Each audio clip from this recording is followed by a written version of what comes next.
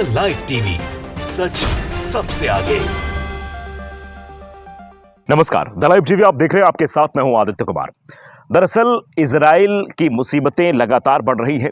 Israel को चोट दी जा रही है फिलिस्तीन के द्वारा, यानी हमास के द्वारा, और जिस तरीके के हालात पैदा होते हुए दिखाई दे रहे हैं और जिस तरीके से अभी रूस और यूक्रेन के बीच मसला चल रहा है, अमेरिका का इंटरफेयर है, रूस पर अमेरिका हमला कर सकता है, तृतीय विश्व युद्ध के कवायद है, ये सब बातें चल रही हैं। वहीं ये बात भी अब जोर शोर से हो रही है, आखिरकार आगे क्या होने वाला है। 5 देशों ने फिलिस्तीन को एक देश मान लिया है। यानी दरअसल फिलिस्तीन और इजराइल का जो मसला है वो ज़मीन को लेकर है। आप जानते हैं कि पिछले कुछ सालों से ये मसला चल रहा है, लगातार ज़मीनों पर कब्जा करना, इजराइल के द्वारा प्रताड़ना देना फिलिस्तीनियों को, इसलिए ये मसला बढ़ रहा था।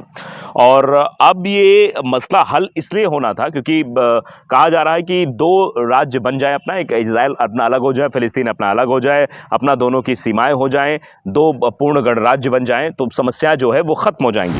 लेकिन ऐसा होता हुआ नहीं दिखाई दे रहा है। लेकिन जो चीजें निकलकर सामने आ रही हैं वो अब इस ओर धीरे धीरे इशारा कर रही हैं।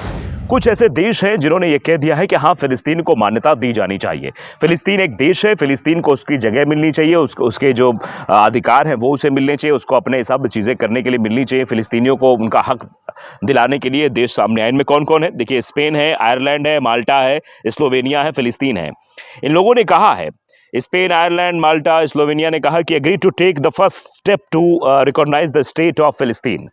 यानी उनका यह मानना है कि ये जो देश है इसको मान्यता मिलनी चाहिए, फिलिस्तीन को एक देश, एक राज्य की मान्यता मिलनी चाहिए। और इस पर पहला कदम उठाने के लिए ये लोग जो है to take the first step, यानी इन लोगों ने पहला कदम उठाने की बात कह दी है, to recognise the state of फिलिस्तीन। ये जो फिलिस्तीन है वो देश बनना चाहिए। इस पर अब चर्चा भी तेजी से शुरू हो गई है, बात भी हो रही है। ग्लोबल आई न्यूज़ की तरफ से ये एक्स पर पोस्ट भी किया जा रहा है, लिखा जा रहा है कि ये बड़ी खबर है, ब्रेकिंग न्यूज़ है, ये होना चाहिए। ग्रेट, फिलिस्तीन state should be established as soon as possible, they should be given their lands back. ये मिर वसीम की तरफ से कहा जा रहा है कि ग्रेट, बहुत अच्छी बात है, ऐसा होना चाहिए। फिलिस्तीन state should be established as soon as possible, यानी बहुत जल्द से जल्द, जितना जल्दी हो सके, एज सून एज पॉसिबल, जितना जल्दी हो सके उतनी जल्दी फिलिस्तीन देश का निर्माण कर देना चाहिए, उसको एस्टेब्लिशमेंट कर देना चाहिए, एस्टेब्लिश कर देना चाहिए।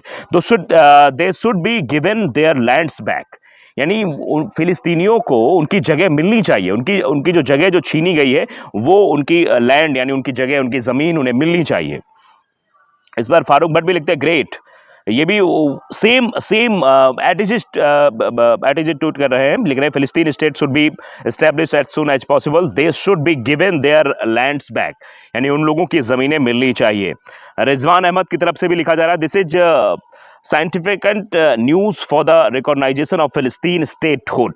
यानी ये जो चीज़ें हो रही हैं ये सिग्निफिकेंट है कि ये न्यूज़ ऐसी आनी चाहिए और ऐसी खबरें आनी चाहिए कि ये सब होना चाहिए। It reflect a growing international consensus on the need for a 2 state solution in the फिलिस्तीन इजराइल कॉन्फ्लिक्ट।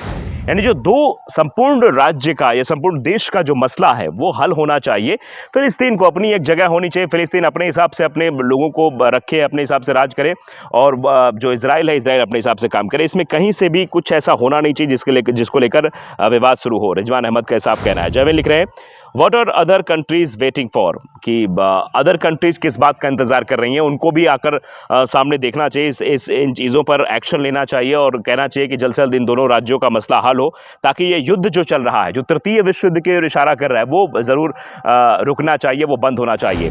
तो आप जान रहे हैं इजराइल हमास का जो मसला है वो लगातार बढ़ रहा है, और जिस वजह से फिलिस्तीन पूरी तरीके से तबाह हो गया। अगर गाज़ा पट्टी के हम देखें तो मासूम फिलिस्तीनियों की जो हालत इस वक्त हो गई है, जैसे उन्हें निशाना बनाया जा रहा है, जिस तरीके से चीज़ें की जा रही हैं, लगभग 35,000 से ऊपर महिलाएं और बच्चे मारे जा चुके हैं। गाज़ा पट्टी, दक्षिणी गाज़ा की बात करें या हम नॉर्थ गाज़ा की बात करें या ईस्ट गाज़ा की बात करें, हर जगह हालात बहुत ख़राब हैं। और जो वहाँ पर जो शहर हैं वो पूरे के पूरे शहर तबाह हो गए हैं, कब्रिस्तान में तब्दील हो गए हैं, वहाँ रहने खाने की कोई व्यवस्था नहीं है। लेकिन इस पर कोई सहमति नहीं बना पा रहा है, इस पर कोई बातचीत नहीं कर पा रहा है कि उन दोनों देशों के मध्य या फिर उन दोनों का युद्ध जो है समाप्त होना चाहिए। अब इस बीच जो खबर आ रही है वो ये भी है कि रूस और यूक्रेन का युद्ध फिर से छिड़ गया है, उसको लेकर भी चर्चा शुरू हो गई है। उस पर भी ये कहा जा रहा है कि इसमें भी इजराइल का हाथ है, क्योंकि रसिया की राजधानी में जिस तरीके से हमला हुआ है, एक जहां पर एक मीटिंग हो रही थी, उस मीटिंग में हमला किया गया है और उसमें लगभग 50 लोगों के मारे जाने की आशंका है, 100 से ज़्यादा लोग वहाँ घायल बताए जा रहे हैं। तो ऐसे में आप समझ सकते हैं कि चीज़ें जो है वो गड़बड़ होती हुई नज़र आ रही हैं। तो अब ये जो तस्वीरें अभी फिलहाल तक बनती हुई दिखाई दे रही, वो इसी ओर इशारा करें कि आने वाले समय में कुछ भी हो सकता है। गाजा के अस्पताल में इजरायली सेना का कहर, सैकड़ों मारे, 500 गिरफ्तार, ये चीज़ें हो रही हैं। आप देखिए किस तरीके से अटैक लगातार जारी है। गाजा सिटी में लड़ाई चल रही है और जो लड़ाई चल रही है, जो अटैक हो रहा है, वो गाजा शहर में इजराइल के द्वारा अटैक किया जा रहा है। गाजा सिटी में लड़ाई के ताज़ा दौर में इजरायली सेना ने अल शिफा अस्पताल में और इसके आसपास 4 दिनों में सैकड़ों लड़ाकों को मार गिराया है और 500 से ज़्यादा को गिरफ्तार किया है। लड़ाके हमास और इस्लामिक जिहाद के हैं। ये लड़ाई तब भड़की थी जब सुरंगों से होकर सैकड़ों लड़ाके अस्पताल में पहुंच गए थे और वहां से उन्होंने इजरायली सैनिकों पर हमले शुरू कर दिए थे। दरअसल एक कहानी, एक नैरेटिव बनाने की कोशिश भी हो रही है। जिस तरीके से चीज़ें होती हुई दिखाई दे रही हैं, वो इसी ओर इशारा कर रही हैं। आने वाले समय में क्या होगा, ये भी अपने आप में समझने वाली बात है। गाजा सिटी में लड़ाई के ताज़ा दौर में इजरायली सेना ने अल शिफा अस्पताल में और इसके आसपास 4 दिनों में सैकड़ों लड़ाकों को मारा है और 500 से ज़्यादा लोग गिरफ्तार किया है। लड़ाके हमास और इस्लामिक जिहाद के हैं, ऐसा जो है सेट करने की कोशिश की जा रही है। ये लड़ाई तब भड़की जब सुरंग से निकलकर सैकड़ों हमास के जो लड़ाके थे वो अस्पताल की तरफ पहुंचते हैं। अस्पताल से छिटपुट हमलों के बाद सोमवार सुबह जब इजरायली सेना ने अस्पताल में प्रवेश किया तो उसे वहां पर कड़े प्रतिरोध का सामना करना पड़ा। वहां पर 4 दिन की भीषण लड़ाई के बाद सेना एक बार फिर अल शिफा अस्पताल पर कब्जा करने में सफल रही।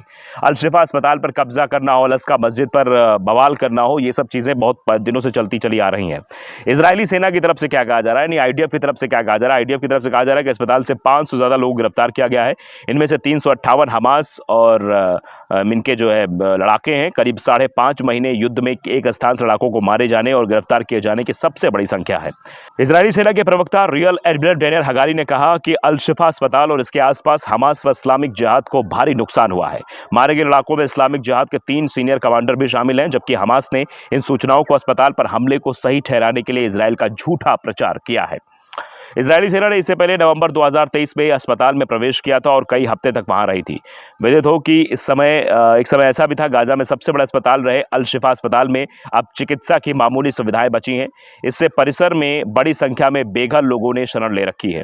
अल शिफा जो अस्पताल है वो पूरी तरीके से कब्रिस्तान में तब्दील होता जा रहा है, क्योंकि वहाँ दवाइयाँ नहीं हैं, वहाँ मशीनों के चलाने के लिए ईंधन की उपलब्धता नहीं है, वहाँ जो प्रेग्नेंट महिलाएं हैं वो प्री मैच्योर बेबी डिलीवर हो रहा है, तो इससे भी समस्याएं उत्पन्न हो रही हैं।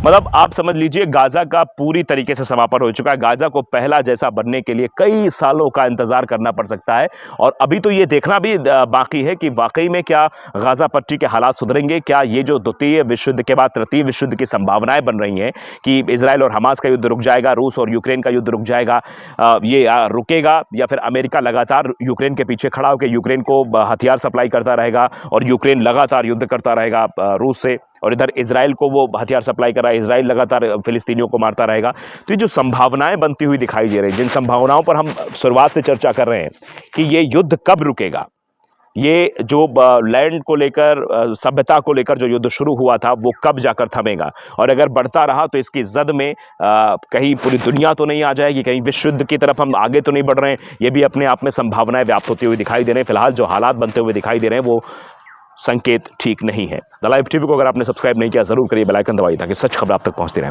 नमस्कार। द लाइव टीवी, सच सबसे आगे।